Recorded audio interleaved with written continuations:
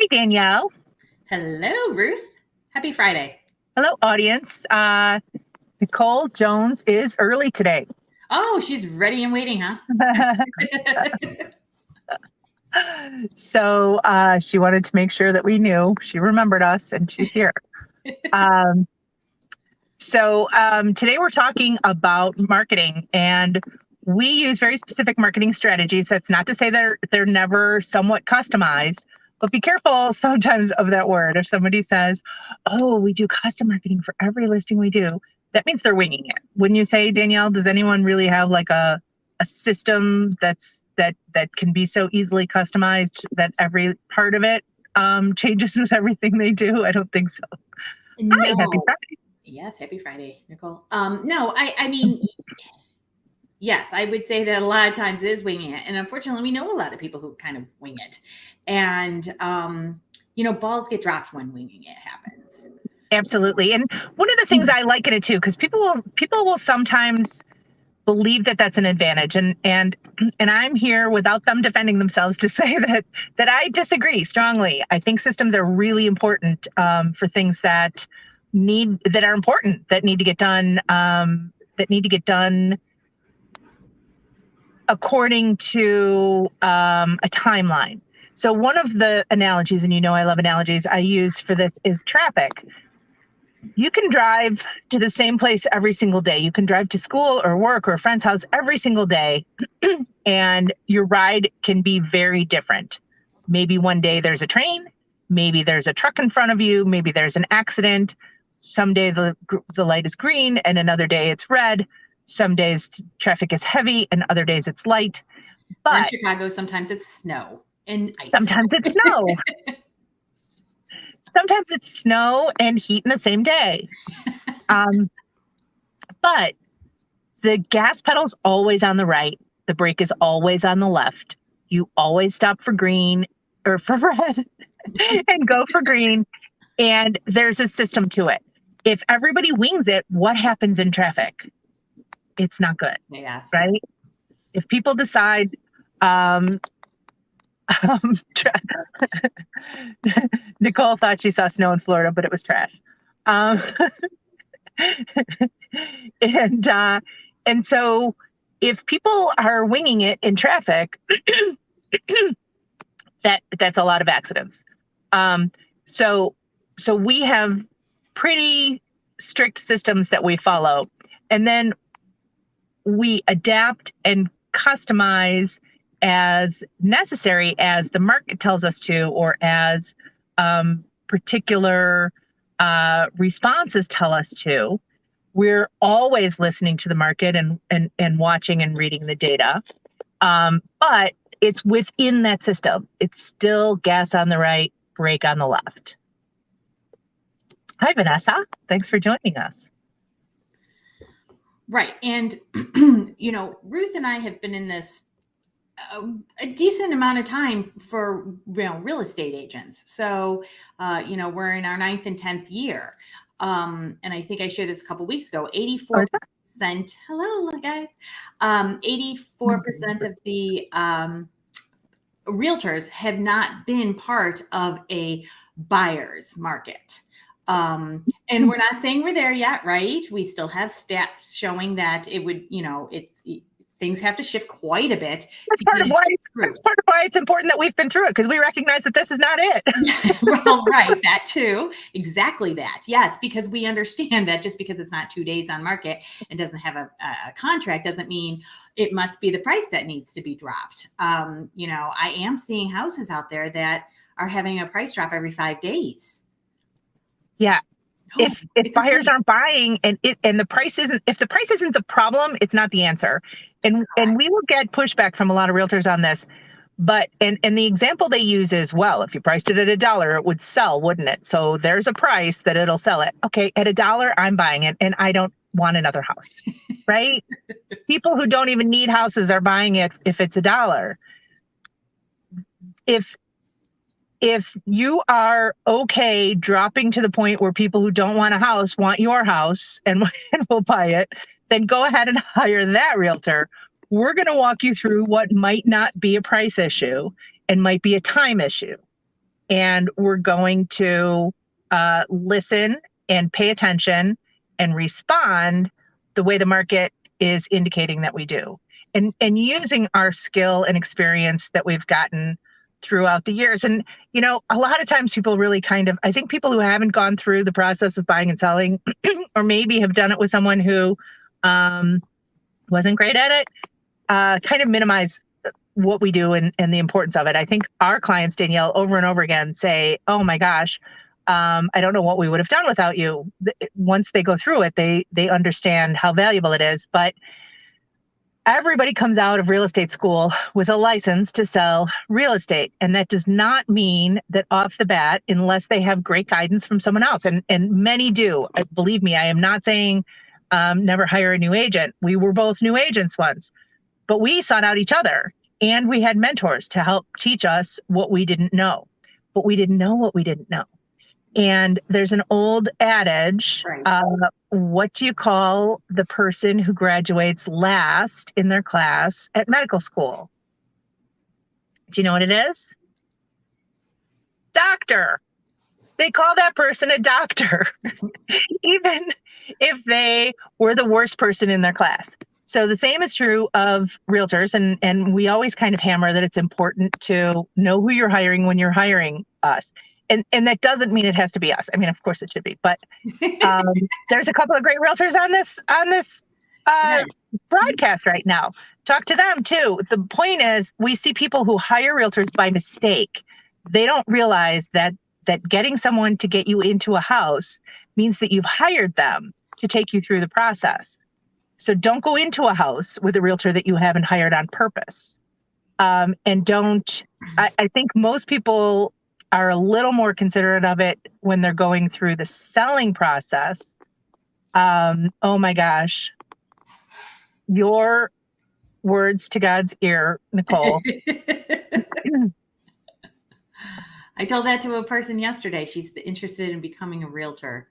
And I said, you need to figure out what type of realtor you want to be. You want to be somebody who stands behind their product and what they do and really cares that the client is, happy and thrilled with them at the end of the transaction? Or do you want to say, okay, next? Because they're clients, or there are people out there who are, picking up phones, cold calling, and endless ads, and not caring, if the 10 they talk to, only 2 like them. Yes, and to Nicole's point here, her whole business is word of mouth. But Nicole, you also have a product that that stands for itself too. So when people look at your photographs, after they've heard that you are who they ought to talk to,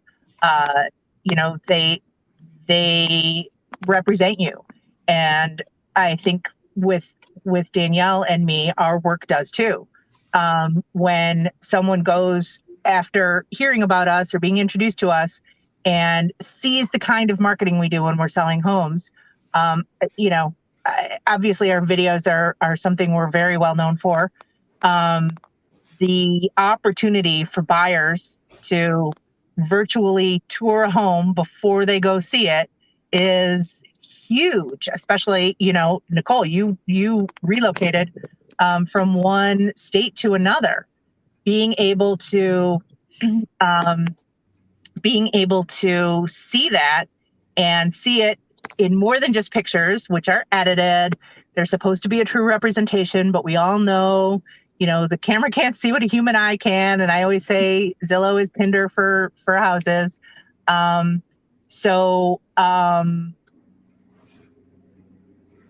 having that marketing, having those things that we use, our tools, our toolbox. We think, we wanted to talk about seeing so many people who are winging it, so many people who haven't ever had to market a house because a few months ago, if you just whispered that a house was for sale, you had a line. And thank you. I agree. It's also sometimes exhausting because, I was saying to someone yesterday, we don't go through every single emotion as deeply as our clients do, but we are pretty much right there. I would make a terrible nurse. I would die every time somebody died. Yes. I think really it's kind of cliche, but Nicole, I think you're so right. We care so deeply about our clients and about doing a great job, that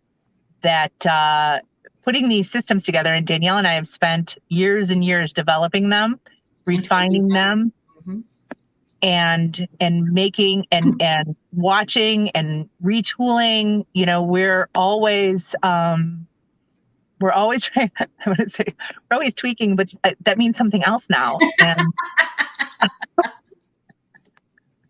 we don't do the math. But we're always about the energy.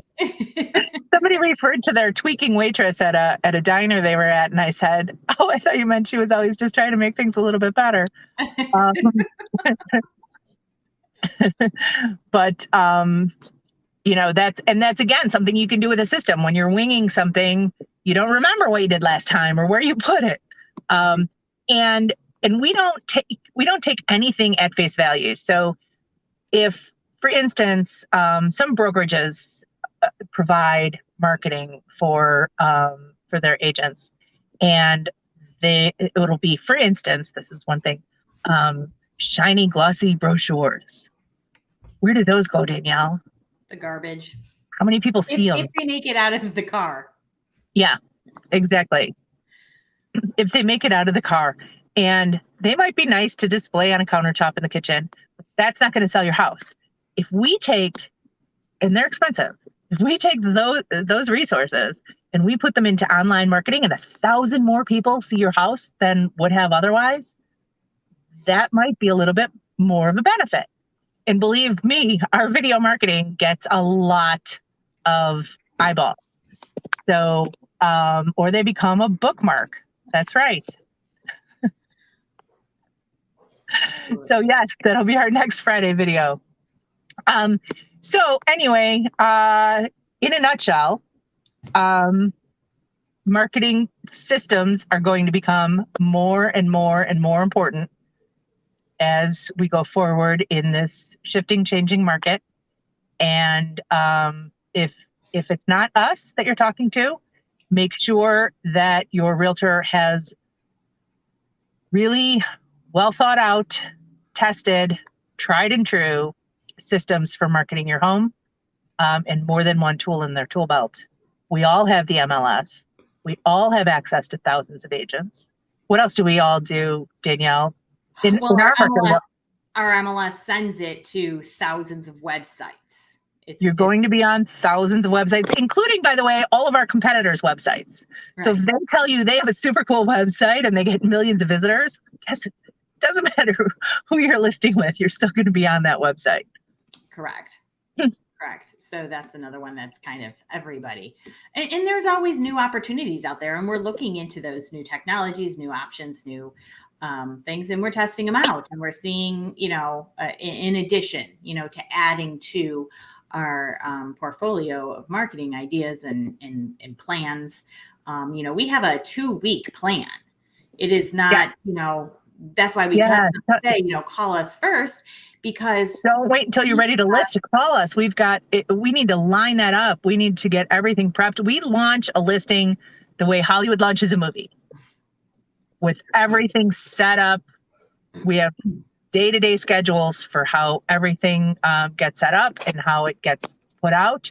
And that's how we know when we come to the point where we say we need to make a price adjustment, we know that we've done everything else. So if everyone possible has seen your house and hasn't bought it, then you know that there's, it's either the price or condition. Right. But if we've been hearing agents on some of these platforms complaining about needing to do an open house, I've got to start doing open houses again. They're incredulous about it. And yes, we had to stop a little bit during COVID. We stopped, but we've never not. It doesn't matter if it's a buyer's market or a seller's market. If it's selling in 20, if I have 3 offers on my plate, I'm still having an open house. Exactly. And an open house by the way, is a marketing event. So It absolutely is. it's true if people tell you, oh, people at open houses don't buy them. Well, we have had it happen, so that's not Several 100% times. true. But that's Several not the times. point of it. The point of it is not, and it's not like, oh, do more open houses to sell the house. It's a marketing event. It's another way to get your house in front of a few hundred more people. So if somebody's not doing that, then they're not doing everything that can be done, especially that first weekend. Correct. And here's a little clue to sellers, like buyers think that other buyers buy at the open house. So if they're actually buyers who are interested in your house and they see you have an open house, that scares them enough that they're not going to sit on the possibility of an offer. They're going to make the offer. So Yes. HGTV helps in that way. Yes. Yes, exactly. Exactly. And especially if, they do a good job publicizing the open house and they get a good turnout and that real buyer shows up and there's other people there. We've had that too. Yes. So, Absolutely. hey, Maureen, another agent. Oh my goodness. Hey, all these agents who are here, pop over to our YouTube channel. We're going there next. And it's my name on YouTube.